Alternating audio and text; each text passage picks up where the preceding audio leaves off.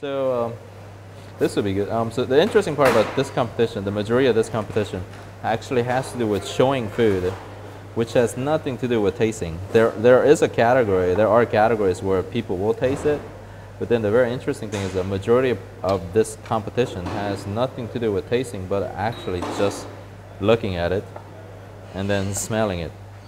So it's actually very strange what you do to make food, well, first of all, hopefully sound good when you read a menu, but then also, so then, it has to make sense, but then it's also very interesting that what you have to do to make your food look right, or to make it look as good as possible.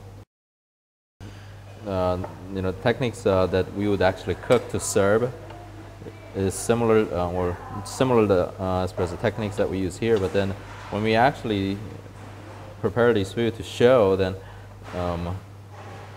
there are things that we actually do differently, because otherwise it just wouldn't look as good. So, I mean, but then in the end though, it's all food though. It's all edible item, that's for sure. But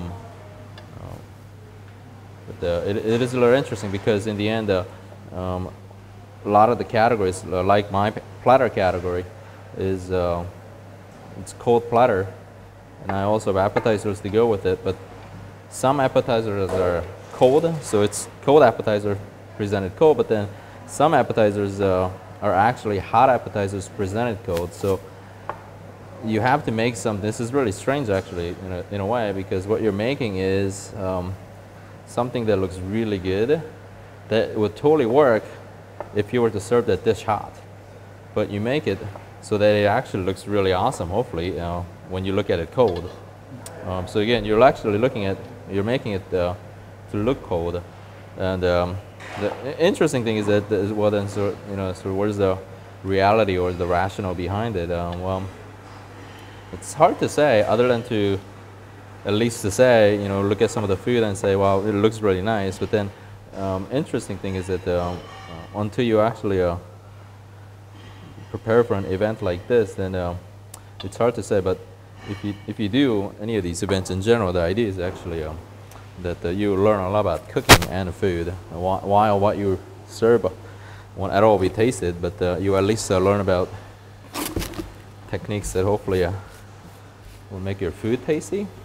There is a reason, I suppose, that they all work out, and it's always the small things. So like here, I'll show an example. I have 2 rabbit terrine. These are rabbit legs that are made into terrine. It's flavored with curry, which is why they're yellow. And I put carrots, celery, and pistachios. And like, if I look at this one, this is nice trapezoidal shape, which actually is going to look like that, and that's cool. It's what it should be. But then like this one, like the bottom's dorked up. It's not level. And then so this is like my last emergency backup. Like, I'm not even going to do anything with it. I'm just going to put it over there. When I'm done, it's going to be thrown away, because I'm not doing anything with it. Even though they're not going to look at, they're not going to taste it at all. And most are going to just smell it and look at the inside and then read the menu and see if it makes sense.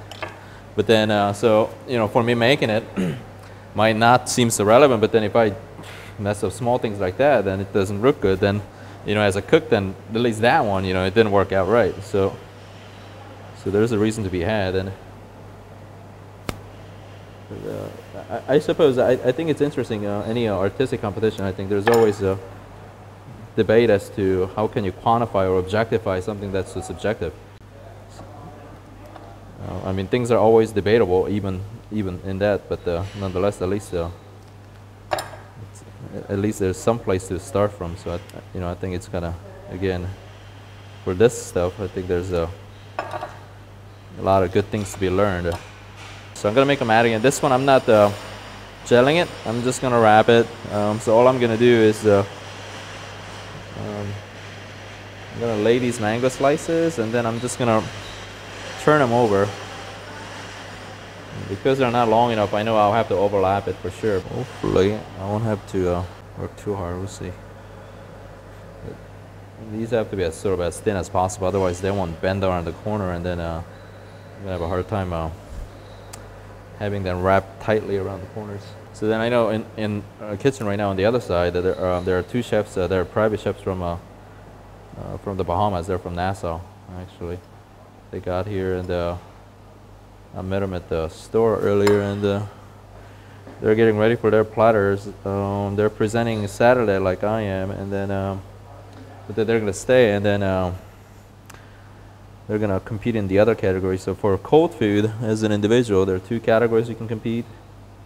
One is a cold platter with appetizers like mine, and then the other is you have to do a menu for 2. You have to do entree. You have to do a tasting menu, and then you have to do some other stuff. So it's a lot more smaller stuff. It's called a B category, and anyways, they're gonna stick around and do that.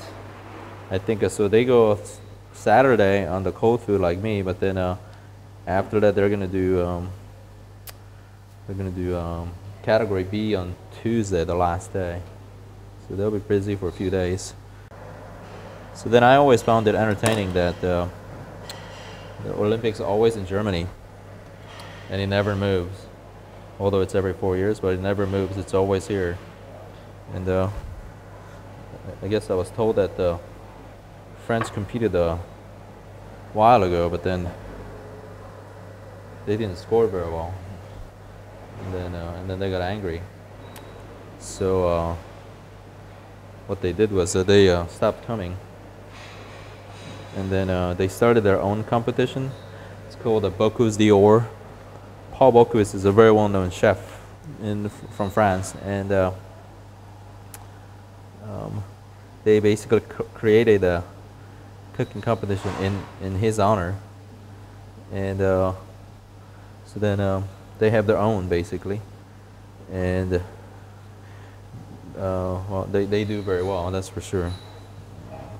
And we've done pretty well in the Olympics, but the Bocuse d'Or has been pretty challenging actually. But the food and the sort of mentality on Bocuse d'Or is very different, at least compared to this food. I'm just looking at it just because I want to see, I want to place it so that the seam kind of makes sense, but I'm going to probably have to have a seam on top and then on the bottom, so we just probably have to go with that. Yeah, so Bocuse d'Or, I can't remember, maybe one or, first of all, I think the Bocuse d'Or is maybe every 2 years, yeah. Maybe it's either every 2 or 3. Can't remember right now, but one of the last winners, when they did that, the theme was circus, and their main hot food showpiece. Now, interesting is at least actually for Bocuse d'Or, they actually taste everything that you make. There's, you always have to make an entree, or I'm sorry, the meat plate or meat course, and then a fish course. And I think it was Belgium or somebody who won, and their winning course had the main centerpiece of loin of meat. And in platters, we call those gross piece because it's the biggest one. And anyways, the gross piece was on a pedestal, and it was motorized. And then it spun around, and then so it spun around like a carousel, and then played the actually carousel music. But over there, though, if you do whatever you make, they do taste everything. So in the Olympics, one of the categories they do taste is the restaurant-style hot food category. And only usually the national teams, the military teams, and then national, military, and then youth team has to do that as part of their competition. And so then they show up. They have a few hours to prepare in the kitchen, do their prep, and then they have to serve their serve their guests, and they usually have to serve about.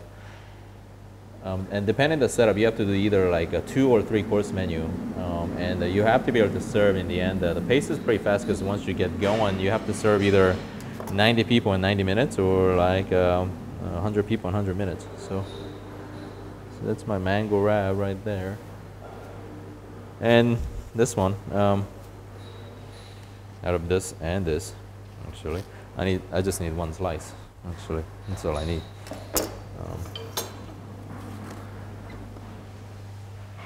So it was awesome making all these. So I can just use 1 slice, but at least it looks good. So I guess it'll do.